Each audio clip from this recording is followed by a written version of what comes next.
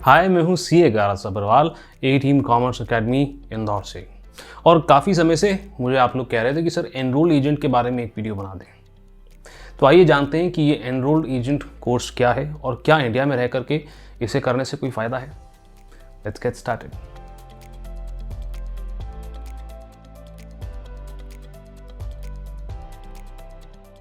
Welcome to another episode of career Tuesdays season 3.0। ये हमारा एक रेगुलर सेगमेंट है और अब ये तीसरा सीज़न चल रहा है जिसके अंदर करियर रिलेटेड वीडियोस में लगातार आपके लिए लेकर आता रहता हूँ। और अगर करियर रिलेटेड वीडियोस के अंदर आपको इंटरेस्ट है, पहली बार आए हैं, तो सब्सक्राइब करना ना भूलें। और अगर आप इस वीडियो को इंस्टाग्राम पर देख रहे हैं तो फॉलो करना ना भूलें।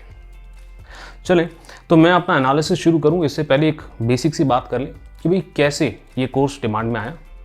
भाई आउटसोर्सिंग की शुरुआत जब इंडिया के अंदर हुई थी तो यूएस टैक्सेशन ऐसे कामों में से एक था जो सबसे पहले यहाँ पर आउटसोर्स किया गया। जब ये आउटसोर्स हुआ था तब इनिशियली ग्रेजुएट्स इस काम को करते थे जिन्हें यूएस टैक्सेशन की ट्रेनिंग दी जाती थी। Eventually CPS took over this work क्योंकि सीपीएस को भी यूएस टैक्सेशन की अच्छी नॉलेज होती है। मगर सीपीए एक एक्सपेंसिव कोर्स था क्योंकि इनिशियली तो सीपीए के एग्ज़ाम्स भी इंडिया के अंदर कंडक्ट नहीं हो रहे थे। और धीरे धीरे करके सीपीए के लिए और रोल्स के अंदर भी ओपनिंग आती चली गई इंडिया के अंदर। ऐसे रोल्स जो यूएस टैक्सेशन के आउटसोर्सिंग के काम से कहीं ज़्यादा रिवॉर्डिंग थे, चैलेंजिंग थे, जिसके अंदर सीपीए कम्पीट करते हैं इंडियन चार्टर्ड अकाउंटेंट्स और एसीसीएस के साथ। And finally enrolled agent course popular होना शुरू हो गया। एनरोल्ड एजेंट है क्या? एनरोल्ड एजेंट का जो कोर्स है ये बेसिकली यूएस टैक्सेशन के टैक्स प्रिपेयरर्स हैं। तो सर ये यूएस टैक्सेशन का काम का डिमांड इंडिया के अंदर आया कैसे और क्या ये लंबे समय तक रहने वाला है? तो भाई कंपनीज जो इंडिया के अंदर यूएस टैक्सेशन का काम ला रही थी वो इसलिए लेकर के आई क्योंकि उन्हें दूसरी कंपनीज के साथ कम्पीट करना था और अपने क्लाइंट्स को बेस्ट और कॉम्पिटिटिव प्राइस देना था, जिसके लिए उन्हें ऐसा टैलेंट चाहिए था जो कम पैसे में भी काम करने के लिए तैयार हो जाए। ऑब्वियस सी बात है, इंडिया यहाँ पर सबसे पहले उनके सामने आया। मेरे को पता है सुनने में थोड़ा सा बुरा लगता है मगर कारण उनका यही था। एक स्टूडेंट की नज़र में ये कोर्स क्यों आने लगा? इसलिए आने लगा सर क्योंकि ये कम समय और कम पैसे लेता है, जिसके अंदर एक स्टूडेंट क्वालिफाइड हो जाता है और एक डिसेंट पैकेज पे काम कर सकता है। चलें, तो अब अगली बात करते हैं एग्ज़ाम्स की।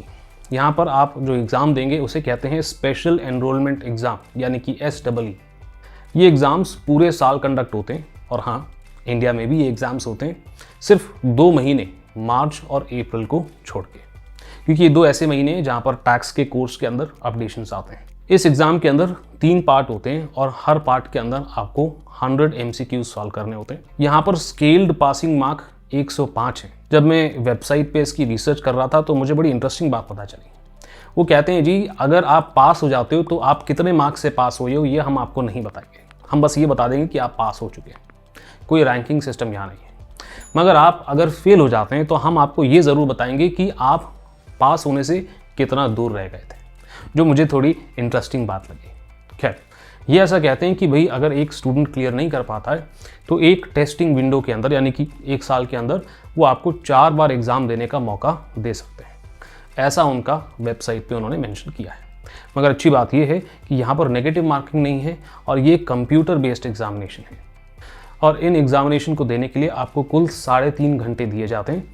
इसके अलावा आप 15 मिनट का बीच में ब्रेक वगैरह लेना चाहें तो ले सकते हैं ऑफिशियली, और इसके बाद फीडबैक और सर्वे के लिए वो कहते हैं कुछ 15 मिनट हम आपको और देंगे, बट एग्ज़ाम देने के लिए तो आपके पास 3.5 घंटे ही होंगे। तो देखिए कितना समय लगता है इस कोर्स को करने में।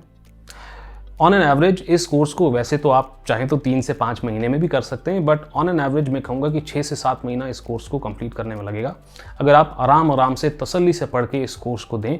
चलें बात है मुद्दे की बात पे।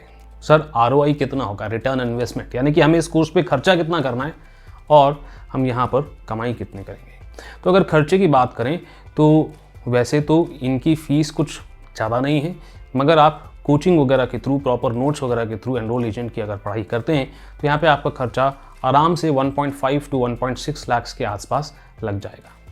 और इंडिया के अंदर एवरेज पैकेज की अगर हम बात करें एनरोल एजेंट की, जो सिर्फ और सिर्फ यूएस टैक्सेशन का काम करेगा, 3.5 से 4 लाख के बीच में आप एक्सपेक्ट कर सकते हैं। यानी कि 5 से 6 महीने के अंदर मैक्स टू मैक्स आप अपने खर्चे को पूरी तरीके से रिकवर कर लेंगे।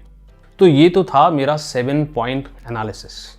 अब यहाँ पर मैं देने जा रहा हूँ मेरा एक पर्सनल कंक्लूजन या फाइनल वर्डिक्ट। एक बात जो इस कोर्स की मुझे बहुत अच्छी लगी वो ये थी कि एक ग्रेजुएट तुरंत इस कोर्स को ज़्यादा समय या ज़्यादा पैसा खर्च करे बिना कर सकता है और अपने आप को एम्प्लॉयबल बना सकता है। मगर ये ध्यान रखें कि आपका काम डे टू डे वर्क सिर्फ और सिर्फ यूएस टैक्सेशन से रिलेटेड ही होगा। और अगर आप अपने लिए एरिया ऑफ वर्क, अपना स्कोप बढ़ाना चाहते हैं तो आपको कोई बड़ा कोर्स जैसे कि CPA या ACCA करना ही पड़ेगा। अगर आप एनरोल एजेंट का कोर्स ऑलरेडी कर चुके हैं तो अब मैं एक बात यहाँ पर आपको हाईलाइट करना चाहता हूँ। लेट्स से कि आप अभी एक ग्रेजुएट बने और आप सोच रहे हैं कि हमें क्या करना है, और वहाँ पर आपको अगर कोई आकर के बोलता है कि आप EA और CPA दोनों कर लें या फिर EA और CMA दोनों कर लें, तो ये सिर्फ आपसे ज़्यादा पैसे हेंटने का एक तरीका है और कुछ नहीं। अगर आप CPA अभी ऑलरेडी कर सकते हैं तो मेरे हिसाब से आपको डायरेक्टली CPA करना चाहिए, क्योंकि CPA को US टैक्सेशन की नॉलेज भी होती है। और अगर आपको कोई कहता है कि नहीं आप EA और CMA ये दोनों साथ में कर लें, तो ये कॉम्बिनेशन भी बिल्कुल फिट नहीं है, क्योंकि CMA यानी कि मैनेजमेंट अकाउंटिंग एक बिल्कुल ही अलग फील्ड है और EA टैक्सेशन की फील्ड से। US CMA US टैक्सेशन का बहुत ज़्यादा नॉलेज का इस्तेमाल नहीं करता है, और इसलिए इस कॉम्बिनेशन को करने से आपके सैलरी पैकेज में कोई खास इंक्रीज नहीं आएगा। इनफैक्ट एम्प्लॉयर आपसे ये पूछेंगे कि आप इतने कंफ्यूज क्यों हैं। हाँ, अगर आप ऑलरेडी EA कर चुके हैं और अब आपको ऐसा लग रहा है कि नहीं मेरे को US टैक्सेशन में और काम नहीं करना, तो CPA आपके लिए एक अच्छा मौका हो सकता है डाइवर्सिफाई करने के लिए, एक दूसरी फील्ड में जाने के लिए। और वैसे ही CPA ही क्यों, CMA, CFA ये सारे कोर्सेज आपको अलाउ करेंगे कि आप कंप्लीटली अपनी फील्ड को चेंज कर लें। अब अगर आप ग्रेजुएट नहीं हैं, आप एक अंडर ग्रेजुएट हैं, तो यहाँ पर आपके पास ऑप्शन ही नहीं है EA करने का, और इस एज के अंदर आप टारगेट कर सकते हैं कोर्सेज जैसे कि ACCA या CMA US या CIMA UK, क्योंकि ग्रेजुएशन के साथ ये कोर्सेज आप कर सकते हैं। CPA की एलिजिबिलिटी आपकी ग्रेजुएशन के समय अभी बनती नहीं है, तो वो हम ऑप्शन में नहीं रख रहे। तो मैं उम्मीद करता हूँ कि इस डिस्कशन से आपको एक इंसाइट मिली होगी और आपको ये डिसीजन लेने में कि एनरोल एजेंट का कोर्स आपको करना चाहिए कि नहीं करना चाहिए, इसमें थोड़ी मदद मिलेगी। इसके अलावा कोई और भी आपके डाउट्स हैं तो प्लीज़ कमेंट सेक्शन के अंदर मुझसे पूछ लें, या फिर आप कोई वीडियो चाहते हैं कि नेक्स्ट मैं करियर ट्यूजडेज के अंदर बना दूं, वो भी मुझे कमेंट सेक्शन में बता दें। और इसी तरह के वीडियोस देखना चाहते हैं, अभी तक सब्सक्राइब नहीं किया, सब्सक्राइब करें, और इंस्टाग्राम पे वीडियो देख रहे हैं तो फॉलो करें। अभी के लिए इतना ही। आपके CA गौरव सर आपको सब्सक्राइब नेक्स्ट वीडियो में मिलेंगे।